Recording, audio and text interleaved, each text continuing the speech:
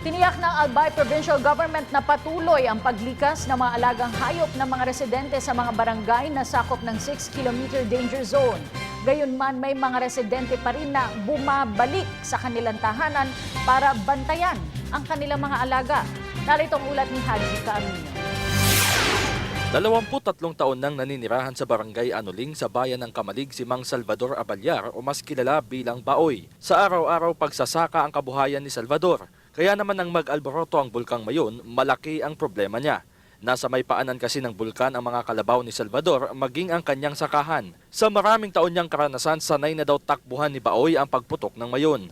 Tumatakbo kami. Pirmi kami tumatakbo kaya takot kami diyan.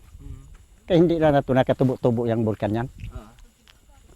Itong mga hayop namon, siyempre natural ng among pagduduaw niyan. Kaya siyempre kung tabanon baga, siyempre pasiguro man kami sa mga hayop namon. Mawaraan kami ng pag-arado, sa din kalabaw. Sumusunod naman daw sa mga otoridad si Baoy kapag sinabing kailangan na nilang lumikas. Sa katunayan, nananatili ngayon sa evacuation center ang grupo nila. Yun nga lang, bumabalik tuwing araw si Baoy sa Anuling para bantayan ang kanyang mga kalabaw. Gayunman, sinabi niyang maayos naman ang sitwasyon nila sa mga evacuation center. Ang nagrasyon naman, may rasyon naman, may bigas, may sardinas, okay naman para sa amon. Wala naman problema na. Pero bakit po kayo bumabalik? Kaya mga kalabaw ganyan, mga hayop. Siyempre natural balik ko naman yan kung mawala ito, mas dakulo ang diferensya pag nawara ito. Hinihikayat na ang mga tulad ni Salvador na ilikas ang mga alagang hayop sa pooling centers at permanent evacuation centers. Sa datos ng provincial government, mahigit 4,000 hayop na ang nailikas. Kaya nagkaroon po kami ng strategy na kung saan meron po kaming pooling centers at meron po kaming permanent evacuation centers.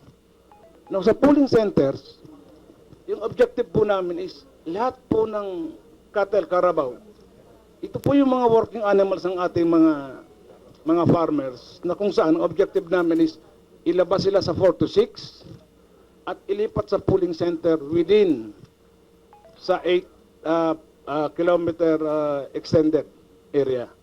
So, safe na po yung mga kalabaw nila. Una nang pinatiyak ni Albay Governor Joey Salceda na wala na dapat residenteng babalik sa kanilang mga tahanan para maatim ang zero casualty goal. Wala na raw dahilan para bumalik sila dahil bukod sa sapat na tulong na ipinamamahagi sa mga evacuation centers, inaalagaan naman ang mga hayop na pagmamay-ari ng mga magsasaka. Mula dito sa Albay, kasama si Jeff Tuazon at Romel Tagbas para sa Telebisyon ng Bayan, Haji Kaamino.